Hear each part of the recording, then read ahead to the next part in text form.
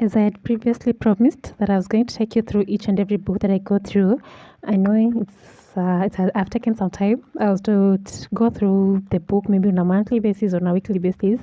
We're already in March, and I'm just doing my first book, which is very disappointing. But at least I believe that at least it's something, right?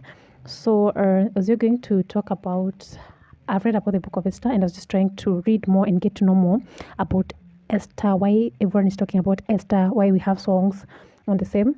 And also, one thing that has made me really go slow was that I've been looking for a group of people who we can maybe start doing a Bible study, and it has really been hard nut to crack.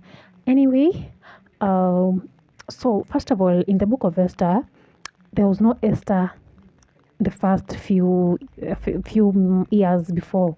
So there was only the king Xerxes, and also the queen Vashti and the people.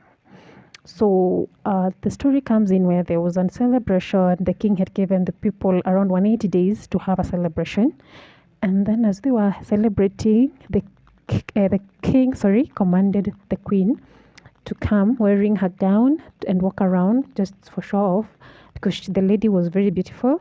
That is Queen Vashti, but the queen said no, and didn't mind or didn't even show up. The king was advised to get himself a queen, and so Haggai, who was handling the ladies, was asked given the task to do so, and then the ladies were brought in. Majorly they expected a lady to be a virgin. They also selected beautiful ladies, and so they used to handle the beauty treatment. They also handled the food that they were going to eat, and they were also given 7 maids to take care of them. So Esther was among the ladies that were chosen, and so the Bible described Esther as a beautiful lady with a great figure, and so on, a virgin and so everything. So Esther was chosen, and she just gained favor. She just gained favor from Haggai, and then she was given the best.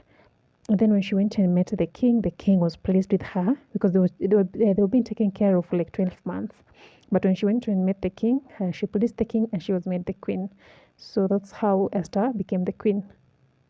Esther was from the tribe of Benjamin, a Jew, and Mordecai advised her not to tell anyone where she came from. So when Esther became queen, her cousin Mordecai became a frequent visitor, and this time around he overheard the get men conspiring against the king, and he let Esther know, and the king's life was saved. And during that time, Haman was promoted, and so every time Haman would go or pass through where you were supposed to kneel. It was like something that they had been promoted, so everyone had to respect them. So the only person who did not bow was Mordecai, and this really annoyed Haman, and he felt like, this guy does not respect me and so on. So Haman went to the king, and he requested that for these specific people that they were supposed to be killed. And so when Mordecai, and he also offered the king 10,000, but the king did not accept the amount, and then he gave him the signet ring. So when Mordecai learned about the same, because there was a letter that was shared all around that these people were going to be killed and so on. So Mordecai tore his clothes, washed her clothes, and went straight to the gate, to the king's palace gate. And Esther was told of the same, and she was troubled.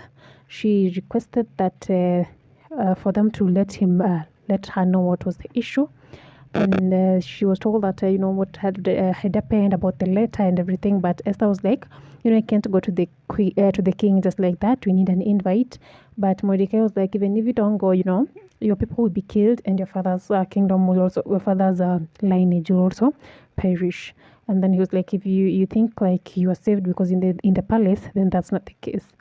So Esther was also troubled at that, and then she asked Mordecai to go and tell the Jews to at least have 3 days fasting and praying, and then she would also do the same, and then request for the to meet the king. Esther was like, if I perish, I'm going to ask for the for the king to listen to me even without an invite. And so when she went, the king gave him a gold scepter. So this meant that she was allowed to speak to him without any punishment or whatsoever. So once that was done, she asked him for a banquet meet up with him and Haman. So once the king went, and then they had some drink, they were eating, and the king was like, Esther, what do you want? Even if it's half the kingdom, I'll let you have it. So Esther also just told him that, can we have a second banquet tomorrow? So they're very happy. Haggai went back home, boasting, but when he was at the gate, he also met Mordecai, who didn't bow at him, and he was very mad. And they went back home, telling everyone, boasting like how he was promoted, how he's the top at the rank, how he has many sons. He was boasting about every beautiful thing that he has, and how he has also been invited to a banquet by the lady, by her lady, or the queen herself. So once he went to his wife and friends and told them about the situation, because now he was distressed on what Mordecai was doing, that is the Jew. And the wife and the friend advised him to make a poll, something that they might hang him the next morning. And so he was supposed to go back to the banquet and tell the king on the same, and also let them hang Mordecai on it. So after the banquet, the king could not sleep, and he was able to ask for the Book of Chronicles so that he can go through it. And as he was going through it, he was able to see the part where by Mordecai was able to identify the two assassins who wanted to kill him. And so he asked if Mordecai had been awarded, but then it was said that he had never gotten any award. And at that time, he asked who was at the court, and it was Haman. So he requested Haman to come in, and then asked him. Haman previously had gone there to ask the king to be able to be allowed to hang Mordecai at the pole. So when he got there, the king asked Haman what should be done to a man who honored the king. He's honored by the king, sorry. And then he was like, he thought it was himself, and then he was like, he is supposed to be given the cloth that the king had worn. He's supposed to ride on the horse that the king had rode on, and and everyone they should go around singing, saying that this is the man that the king delights to honor. So the king told him to do the exact thing that to the man at the gate, and not miss even a single letter or a single not even miss a single thing that he had said should be done to him. So Mordecai did this. The same was done to Mordecai by Haman. And when Haman went back home, he was distressed and also did not felt like it was something, he was not okay with it. And when he told his friend and his wife, they were like, that is a man who is already honored by the king. There's no way you're going to go against him. So he was supposed to work on seeing on what to do next on the same. So in the process, before even he was prepared or the same, the person who came for him, they came for him because now he was also preparing for the banquet, the second banquet that the queen had requested them to be at. And this part really taught me like not to listen to every person's opinion, because you see at this time the table just flipped. Esther was asked by the king what she wanted. Even if it was half her kingdom, the kingdom, he would have given it to her. And Esther requested the king for her life and her people's life. And so the king was wondering, what are you telling me? So Esther told him that Haman is the one who's planning to assassinate my people. And she was like, if it was for slavery, we were being sold to slavery, I would not have troubled the king. But now if this is talks about us being killed, that's why I'm requesting the king for mercy.